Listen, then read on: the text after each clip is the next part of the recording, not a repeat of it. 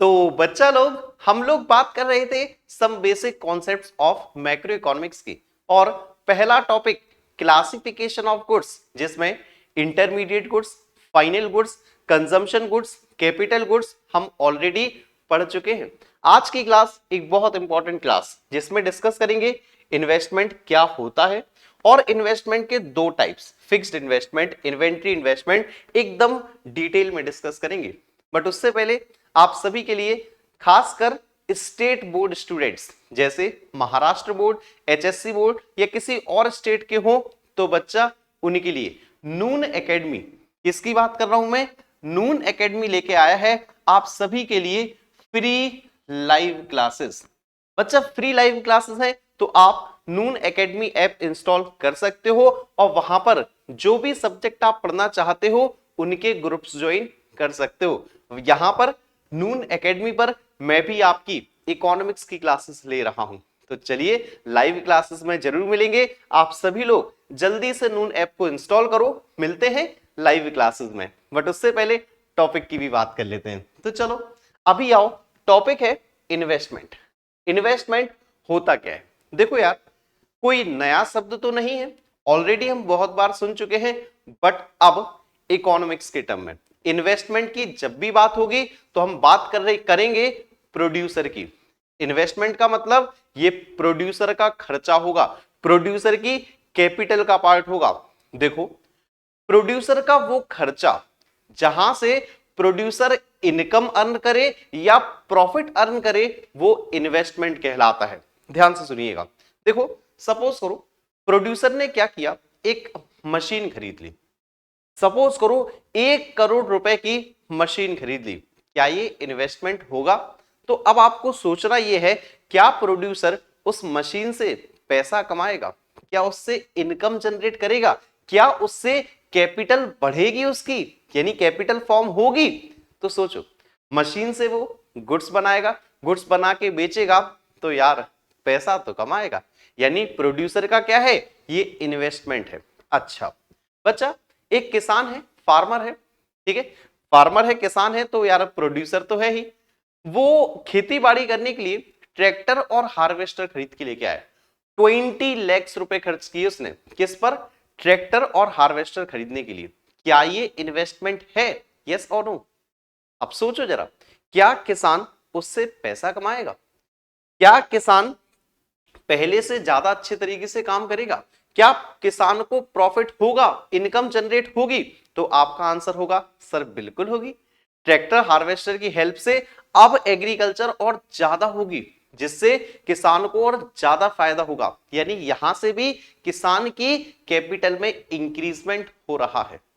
तो जब भी किसान की कैपिटल इंक्रीज हो, किसान की कैपिटल बढ़े, 20 लाख लगाए थे ना, अब वहां से पैसा कमाएगा, है ना, तो वो आपका इन्वेस्टमेंट कहलाएगा। देखो, एक लाइन की डेफिनेशन है हमारे पास, investment refers to the process of capital formation. ये सब जरूर याद रखना, कैपिटल फॉर्मेशन, फॉर्मेशन मींस बनना या फिर बढ़ना। तो कैपिटल लगाई थी, उस कैपिटल से और पैसा कमाना, वो आपका कैपिटल फॉर्मेशन कहलाता है।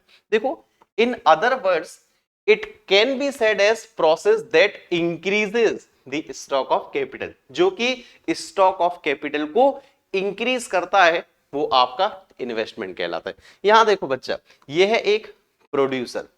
अब प्रोड्यूसर के लिए जरा ध्यान दीजिएगा, ये देखो, एक उसने बिल्डिंग लगा दी, ठीक है, इन्वेस्टमेंट है, ठीक है, यहां पर वो अपना क्या करेगा, बिजनेस करेगा, ठीक है। अच्छा, बिजनेस करने के लिए वो रॉ मटेरियल लेके आया, है ना, रॉ मटेरियल लेके आया ना, ये भी क्या है, इन्वेस्टमेंट है, क्योंकि बिना रॉ मटेरियल के वो शायद पैसा, इनकम जनरेट नहीं कर पाएगा। तो रॉ मटेरियल लेके आए, ये भी अगेन क्या है, इन्वेस्टमेंट। अब बच्चा, यहीं से हमारे दो कॉन्सेप्ट डेवलप होते हैं। एक वो इन्वेस्टमेंट जैसे बिल्डिंग, जो कई सालों तक चलेंगे, जो कई लंबे समय तक प्रोड्यूसर को इनकम जनरेट करने में हेल्प करेंगे, ये आपकी कहलाते हैं फिक्स्ड इन्वेस्टमेंट। और दूसरी तरफ वो जो एक बार में ही कंज्यूम हो जाते हैं, बट इनसे भी प्रोड्यूसर पैसा कमाता है। रॉ मटेरियल को फिनिश्ड गुड्स में कन्वर्ट करता है, देन फिनिश्ड गुड्स को बेचकर पैसा कमाता है। तो देखा जाए तो पैसे तो वो यहां से भी कमा रहा है, ये भी इन्वेस्टमेंट है, लेकिन इसे बोलते हैं इन्वेंट्री इन्वेस्टमेंट। ठीक है, चलो अब एक काम करेंगे, इन दोनों को एक एक से डिटेल में पढ़ते हैं, फिक्स्ड को भी और इन्वेंट्री को भी। आओ जरा, तो सबसे पहले हमारे पास है फिक्स्ड इन्वेस्टमेंट। समझ तो गए होगे, प्रोड्यूसर जब फिक्स्ड एसेट्स में खर्चा करता है उसे बोलते हैं फिक्स्ड इन्वेस्टमेंट। और बच्चा अब तो फिक्स्ड एसेट्स याद होंगी ना, फिक्स्ड एसेट्स कौन सी होती हैं?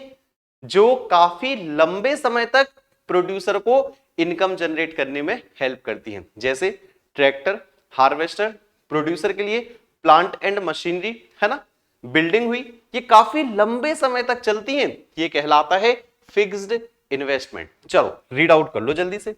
तो fixed investment refers to increase in the stock of fixed assets. क्या होती है, क्या होती है?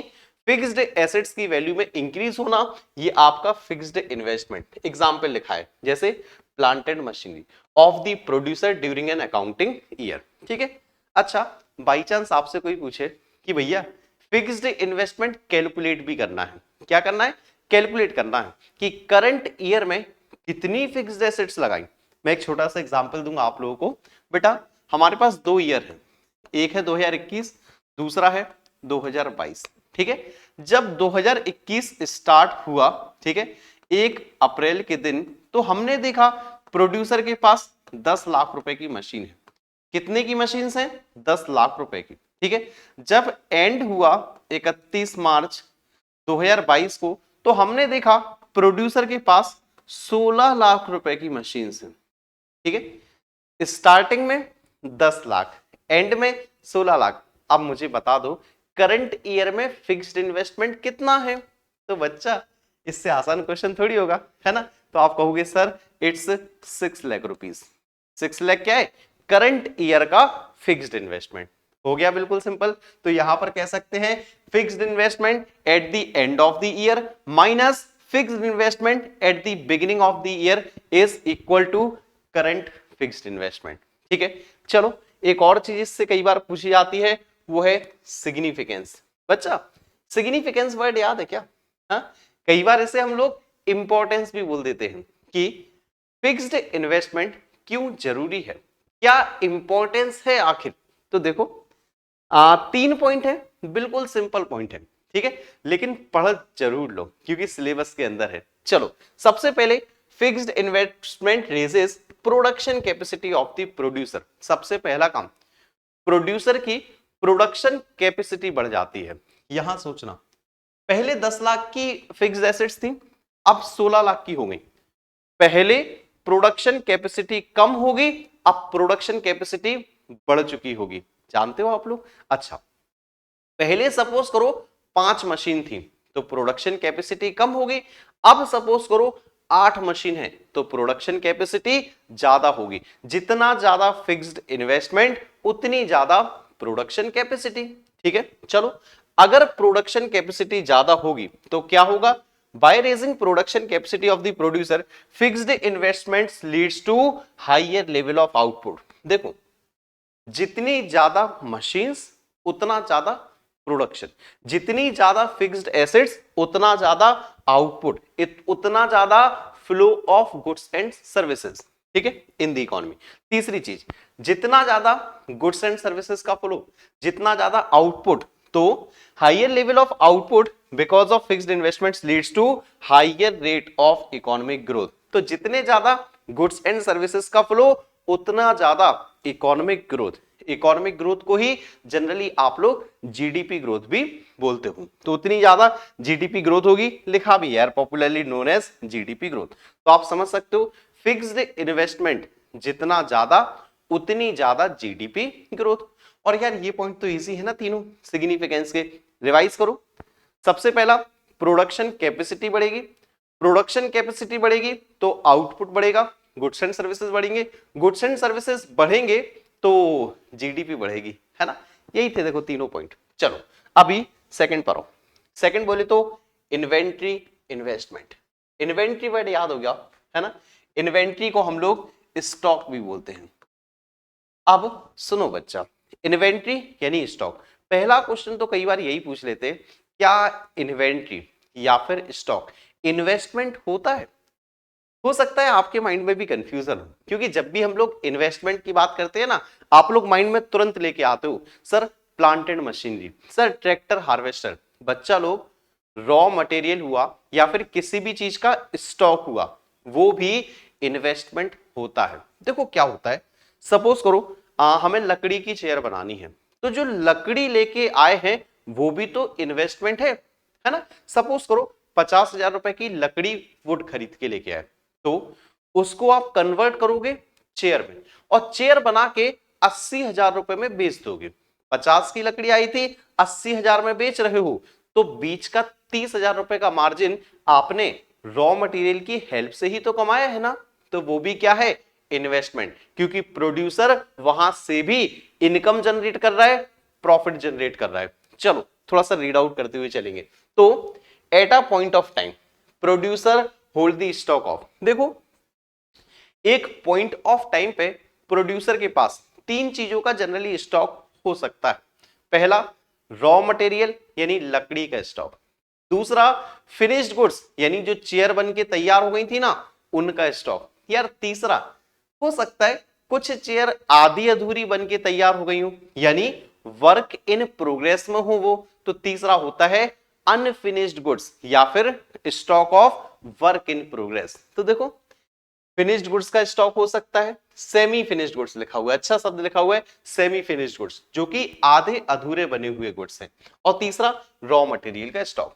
ठीक है, इन तीनों को ही मिला दो तो ये कहलाता है इन्वेंट्री स्टॉक। तो change in inventory stock during the year is called inventory investment of the producer. ये लास्ट लाइन हो सकता है माइंड में ना बैठी हो, बच्चा वही पुराना एग्जाम्पल याद करो। सपोज करो स्टार्टिंग में हमारे पास रॉ मटेरियल है 50,000 का, ठीक है, अब एंड हुआ तो हमारे पास है 80,000 रुपए का। अब आपसे कोई पूछे कि भैया चेंज इन इन्वेंट्री कितना हुआ, तो आप कहोगे सर 30,000 रुपए का, है ना। 80 माइनस 30, तो end minus beginning equal to change in inventory, या इसी को बोलते हैं इन्वेंट्री इन्वेस्टमेंट। तो ये बात भी याद रखना, जब भी आपसे कोई पूछे फिक्स्ड इन्वेस्टमेंट कितना हुआ, इन्वेंट्री इन्वेस्टमेंट कितना हुआ, तो आपको करंट ईयर का लेके चलना है। करंट ईयर समझ गए ना, एंड माइनस बिगिनिंग 30,000, ये आपका चलेगा। चलो इसके भी दे रखे हैं आपको सिग्निफिकेंस, क्यों जरूरी है भाई इन्वेंट्री इन्वेस्टमेंट, क्यों इंपॉर्टेंट है इन्वेंट्री इन्वेस्टमेंट, जरा इसके भी सिग्निफिकेंस देख लो। दो ही पॉइंट है। सबसे पहला सपोज करो, सोच के देखना, मैं एक प्रोड्यूसर हूं, वही लकड़ी से चेयर बना रहा हूं, ठीक है, मेरे पास पर्याप्त मात्रा में लकड़ी मौजूद है, वुड काफी रखी हुई है मेरे पास, स्टॉक अच्छा खासा अवेलेबल है। क्या होगा, सबसे पहली चीज तो प्रोड्यूसर को कोई भी प्रॉब्लम नहीं होगी। जब फर्नीचर बनाना है, जब चेयर बनानी है, तब मैं मटेरियल उठाऊंगा और चेयर बनाना स्टार्ट कर दूंगा, यानी प्रोड्यूसर के पास uninterrupted supply of raw material होगा। रॉ मटेरियल की सप्लाई में कोई भी प्रॉब्लम नहीं होगी, क्योंकि हमारे पास पर्याप्त मात्रा में मौजूद है।